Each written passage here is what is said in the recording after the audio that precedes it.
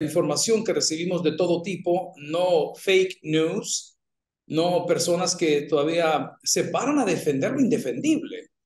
Quiero decirle algo, nuestro presidente actual es un caballero que ha puesto orden en nuestro país y él teniendo ascendencia palestina fue muy enfático en decir que lo mejor que Sí, puede suceder es que ese tipo de personas y movimientos desaparezcan porque no representa a todos. No representa a todos, pero sí nos unimos a ustedes en oración y vaya, Miguel, qué momento más difícil para estar usted como portavoz internacional de la embajada de este movimiento. ¿A dónde específicamente a las 6:30 de la mañana de este día lo agarró a usted esa ofensiva y esa terrible atentado terrorista? nos despertaron esa mañana las sirenas aquí en Jerusalén. Uh -huh. 5 veces debimos entrar a nuestro refugio que queda aquí mismo dentro de nuestro apartamento. Suenan las sirenas y entonces ya se dejaron escuchar a lo lejos las detonaciones y cuando la sirena deja de sonar, pues debemos esperar 10 minutos antes de poder salir. En una ocasión, Jerusalén había recibido apenas un misil o un par de misiles que cayeron en las afueras y que desencadenó lo que conocemos como la última, el año antepasado, la última escalada de esta naturaleza que duró un par de semanas.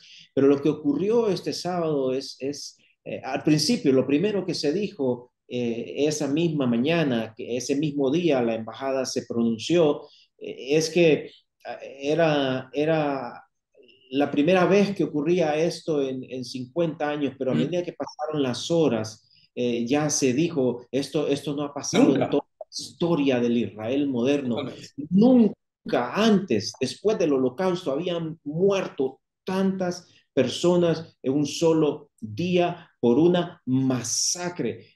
Pastor Toby, 40 bebés, Uh -huh. muchos de ellos decapitados, Uh -huh.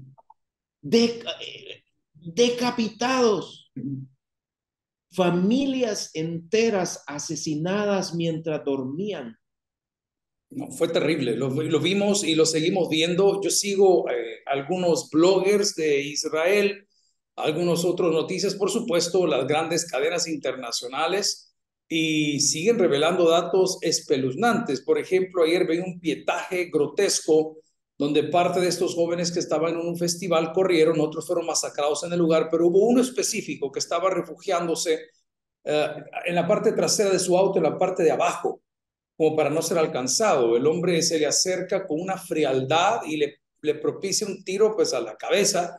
Es increíble, de verdad. Yo tengo 54 años de edad, lo cual significa que cuando la última evento de este tipo, como la guerra del Yom Kippur, sucedió, tenía 4 años. O sea, no tengo ni esa memoria histórica, le tengo que leer, conocer, empaparme, pero lo que estamos viendo, como usted bien lo dijo, después de lo que sucedió en muchos campos de concentración, este asunto está muy difícil de poder nivelar. Ahora bien, debemos de ser conscientes, Miguel, que nos preguntan por qué pro Israel, por qué nos hemos olvidado, según algunos, del otro pueblo que está luchando por libertad. ¿Qué les contestamos a ellos? Bueno, diríamos dos cosas. En primer lugar, esta guerra no es contra el pueblo palestino. Correcto.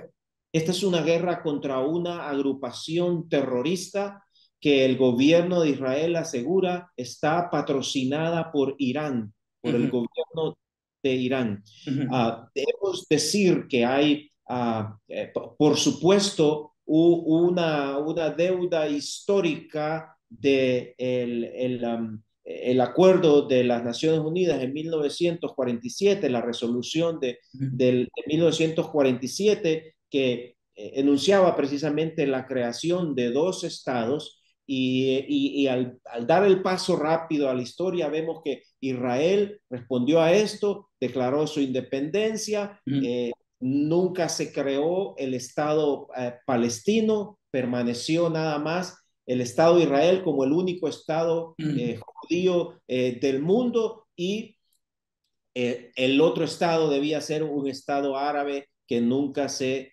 constituyó en pleno. Eso por un lado. Por otro lado, el Todopoderoso de Israel es también el Redentor de todas las naciones. Amén. De todas las naciones. Y eso en la soberanía de Dios, en la verdad de Dios, en la justicia de Dios y en el amor de Dios, no excluye a ninguna nación. Amén. Dentro de esa globalidad soberana de Dios, su llamado a todas las naciones es el mismo. Y la iglesia es heredera de una gran comisión de ir hasta lo último de la tierra para presentar ese mensaje de reconciliación con Dios. Correcto. Juan establece que aún dentro de los judíos hubo quienes no le recibieron. Pero Juan también establece en la amplitud de esa enseñanza, que aún aquellos no judíos, aún los gentiles que le recibieron, sí son llamados hijos de Amén. Dios. A los que creen en Juan, su nombre. a Sí. los que creen. Y Juan también establece que en el recuento final, la responsabilidad es de cada quien con respecto a Dios, porque dice, el que cree no es condenado, Así mas es. el que no cree ya ha sido condenado. Entonces, nosotros como cristianos no pretendemos jugar al papel de Dios para decir quién merece o quién no merece la misericordia de Dios. Si Correcto. todos nosotros mismos, especialmente como gentiles que somos, hemos sido alcanzados por la pura gracia. 200 años atrás aproximadamente, documentado aquí en Jerusalén a través de una organización dirigida por el pastor Mike Evans. Los amigos de Sion tienen ellos un museo virtual que muestra la historia de cristianos en los últimos 200 años que se han hecho la pregunta y buscado la respuesta en las escrituras de cómo relacionarse con los judíos. En algún momento, los documentalistas y los teólogos han llegado a marcar una gran diferencia en la percepción del pueblo judío con respecto al protestantismo, dividiéndolo entre protestantes y evangélicos, para decir que todo evangélico es protestante, pero no todo protestante es Es el evangélico. Evangelio. ¿Por Así qué? es. ¿Por qué? Por el elemento escatológico, que incluye no solamente nuestra posición con respecto al milenio, sino que también nuestra posición con respecto a Israel. Lo decimos con respeto, pero lo decimos como es, porque esto es parte de los catecismos de las iglesias.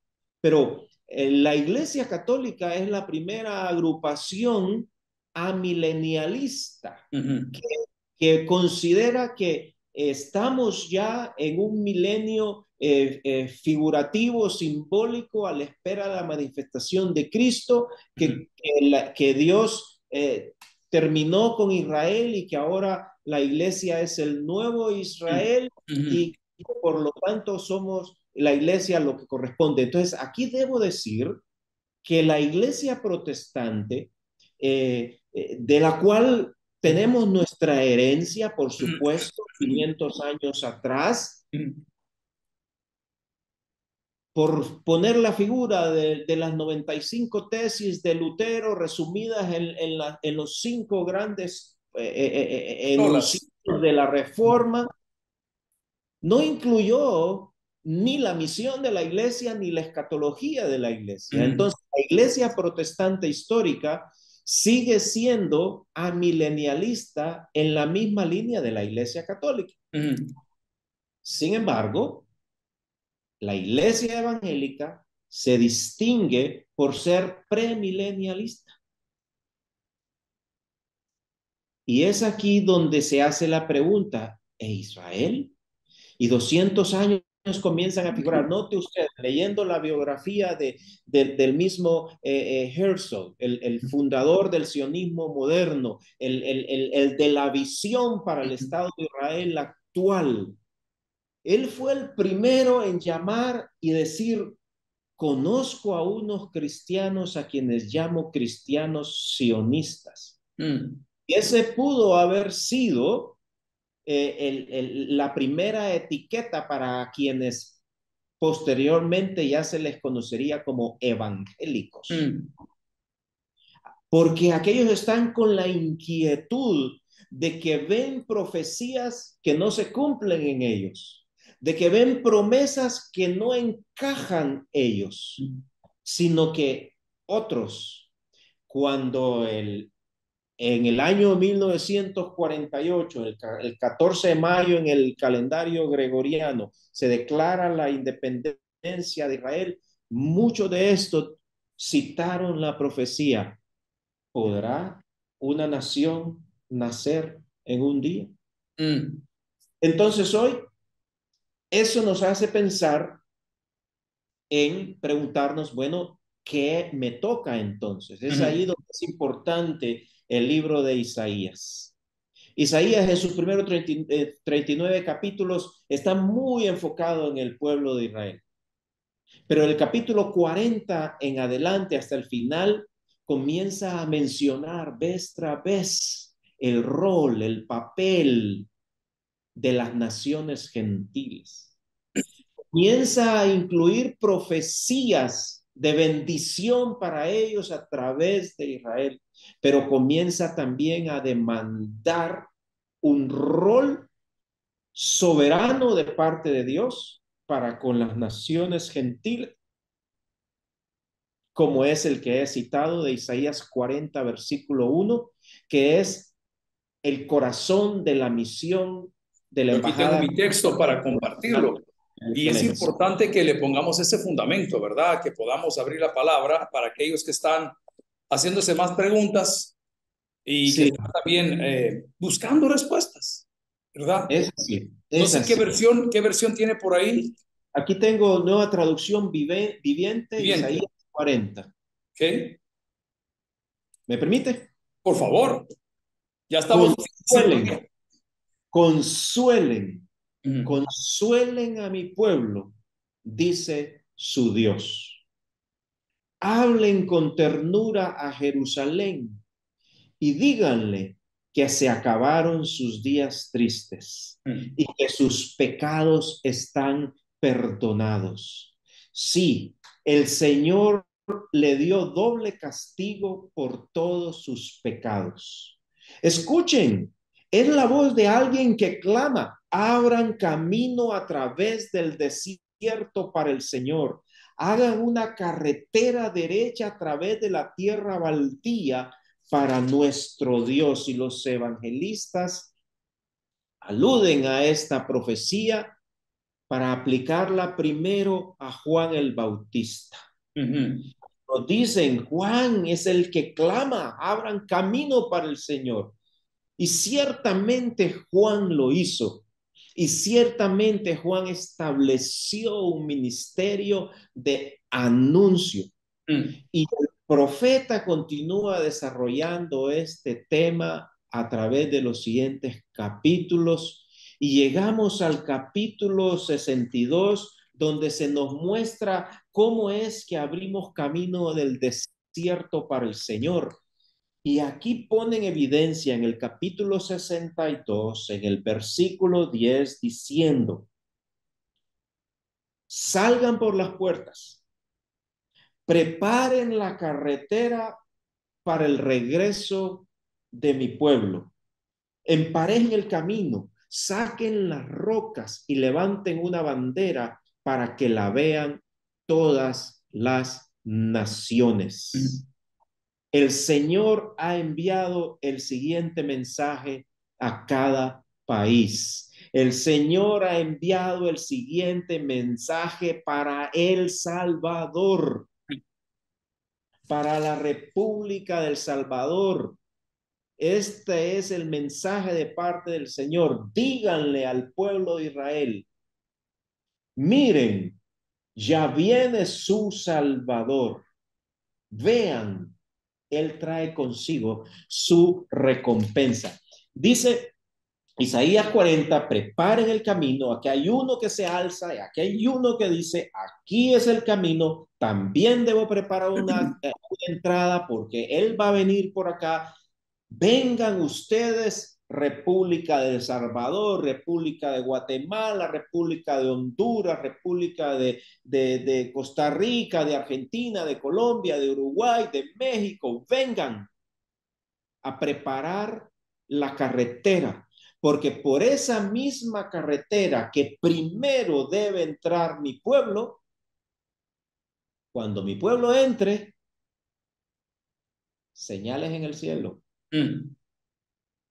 He ahí su Salvador. Siempre hemos dicho que Israel sigue siendo las manecillas del reloj de Dios para el mundo. Muchas personas estamos asustadas leyendo el texto y diciendo, bueno, Señor, ¿qué otras señales debemos esperar? Otros se consuelan con cosas bien básicas diciendo, bueno, ya viene, dejemos todo tirado. ¿Cuál sería su recomendación, mi querido Miguel, a aquellas personas que están buscando un lugar en este plano cartesiano de las profecías de Dios para su pueblo? Bueno,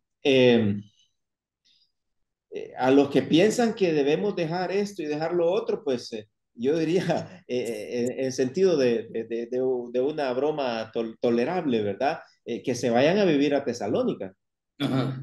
y allá se van a ir a morir de hambre, Ujú.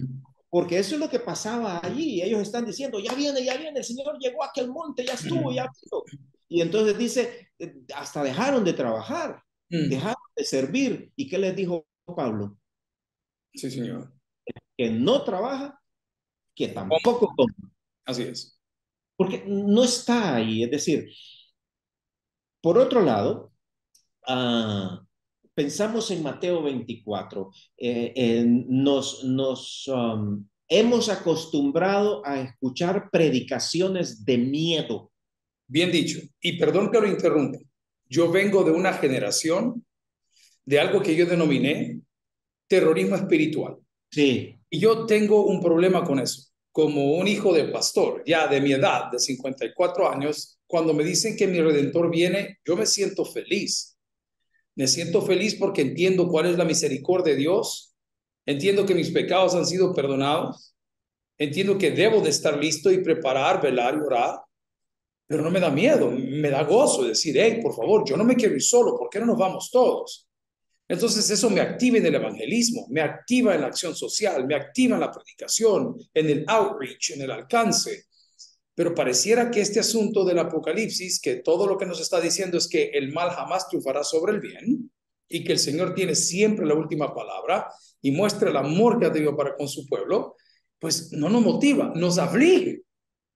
Y qué bueno que estemos en esa línea, mi querido Miguel, de no caer en este problema, de no caer en esta situación, de aterrorizar personas con estas profecías, sino llenarnos de gozo, de consuelo y de motivación.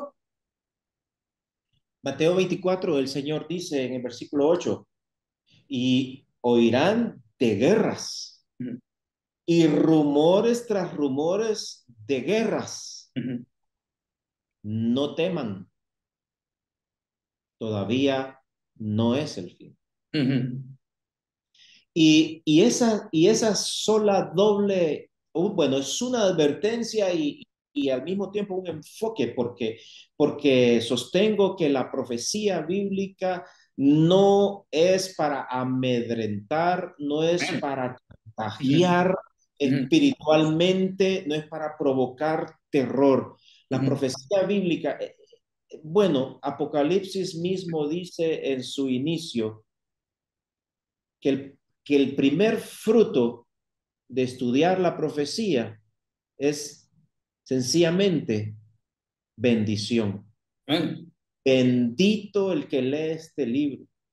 Bendito el que enseña este libro. El solo hecho, el que estudia la profecía. Uh -huh.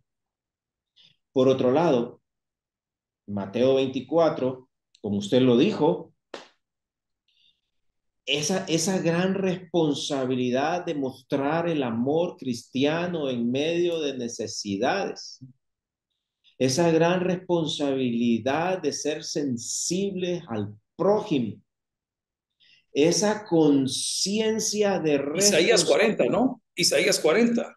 Isaías 40. Consolemos, consolemos. Consolemos, consolemos. Entonces, tenemos una perspectiva de que en el caso de Mateo 24, si algo me enseña a mí, Mateo 24 es a ser diligente, a ser responsable, a ser fiel, a pensar en términos de que mi servicio fructifique. Es decir, trabajar no por si ya viene el Señor mañana, entonces comamos y verá, vamos, que mañana moriremos. No, no, dice el Señor. Es decir, hoy tengo esta convicción que la aprendí de un gran amigo, el pastor Héctor Temer, coach de coaches, que nos enseñó diciendo, hoy es apenas el primer día del resto de mi vida. Amén. Porque en aquella famosísima expresión, vive como que si fuera el último día, caemos en una gran irresponsabilidad, En idolatría. en egolatría. Totalmente. Sí, señor. En cambio, si yo tengo conciencia de propósito, yo he declarado,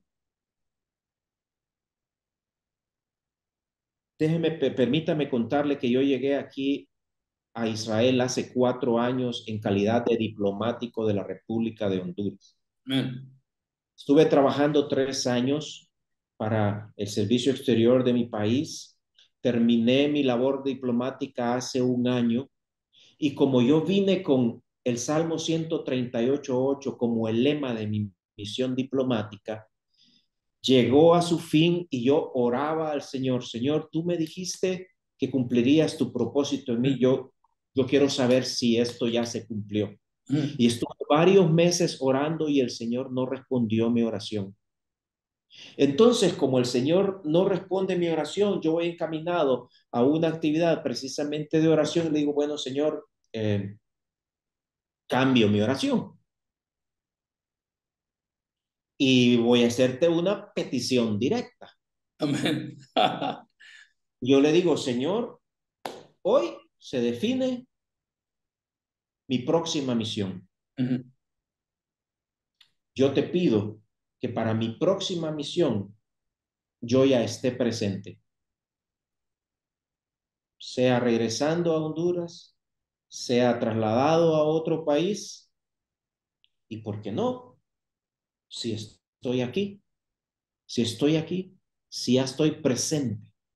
Y ese mismo día, un par de horas después, estaba recibiendo la invitación para integrarme a la Embajada Cristiana Internacional Jerusalén. Y por eso yo he declarado, cuando mis amigos y hermanos me preguntan, las noticias dicen que es una guerra imparable en Israel hoy.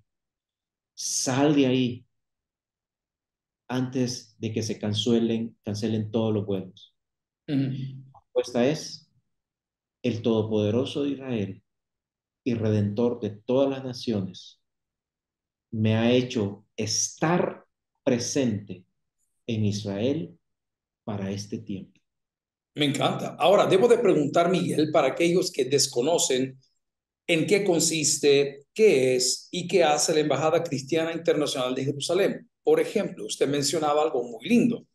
No solo hemos estado apoyando esta embajada por muchos años, primero fue mi padre como director nacional por mucho tiempo, hemos asumido nosotros apenas 6 años, hemos tratado siempre de representar con dignidad la embajada, nos ha tocado también poner la cara cuando las cosas se ponen feas, pero yo tengo el concepto que los amigos son para toda la vida y especialmente en estas situaciones. Hemos visto a la gente volver a Israel, siempre colaborando, ustedes sembrando árboles, llevando personas, apoyando turismo, regalando y haciendo refugios. ¿Podemos hablar un poco de qué es en sí la Embajada Cristiana Internacional de Jerusalén y cuál es su visión? Como he mencionado, Isaías 40 es precisamente la base de nuestra misión. Y esta misión incluye tres áreas. La primera de ellas es precisamente respaldar a Israel con consuelo y amor. Hoy es un día para eso. Israel está llorando 1,100 vidas nobles. Nos han pedido ayuda para enterrar a sus muertos. Los que sobrevivieron no tienen fuerza para enterrar a sus muertos. Comunidades enteras. La Embajada Cristiana Internacional de Jerusalén existe primero para eso, para apoyar con consuelo y amor a Israel. Número dos, hablar la verdad cerca de Israel. La verdad bíblica, la verdad histórica, la verdad presente. Y por eso estoy aquí. La Embajada Cristiana Internacional de Jerusalén condena totalmente el traicionero asalto masivo de los terroristas de Hamas contra civiles israelíes lanzado el sábado pasado. Nos solidarizamos resueltamente con la nación y el pueblo de Israel en su justa causa de vencer esta intolerable incursión a sus fronteras y lloramos con ellos por las pérdidas de tantas vidas inocentes arrancadas de forma tan repentina y brutal. Denunciamos el terrorismo. Son los terroristas los enemigos de Israel. No es el pueblo palestino. Son los terroristas los enemigos de Israel. Y lo tercero que hacemos es precisamente ser una voz que clama por la promoción de una justicia en la conciliación y reconciliación bíblica entre árabes, cristianos y judíos. Nuestra visión es aquí en Israel incursionar todos los sectores de la sociedad israelí. Si bien el corazón de nuestra misión es el pueblo judío, y atendemos a los sobrevivientes del holocausto. Tenemos una casa hogar en Haifa, 50 sobrevivientes del holocausto, en la que se le añadieron 17 sobrevivientes y refugiados de guerra de Ucrania. Ancianitos, un mes atrás celebrando el cumpleaños 94 de una de ellas. Hay personas ahí hasta mayores de 100 años. Y como mencionado, en los últimos años hemos llegado a donar 200 refugios antimisiles. Eso está precioso y es algo necesario en ese lugar del mundo. Lo es, y eso es un requisito para poder tener una casa. Y eso lo hacemos con las muestras de amor y bendición que nos envían cristianos de todas las naciones a través de sus ofrendas. Esa es otra pregunta. Muy importante, Miguel. Estarán diciendo, no, permítame, esta embajada está financiada por un gobierno, está financiada por X. ¿Cómo se levantan fondos para la embajada y cómo nosotros como personas naturales podemos participar en ello?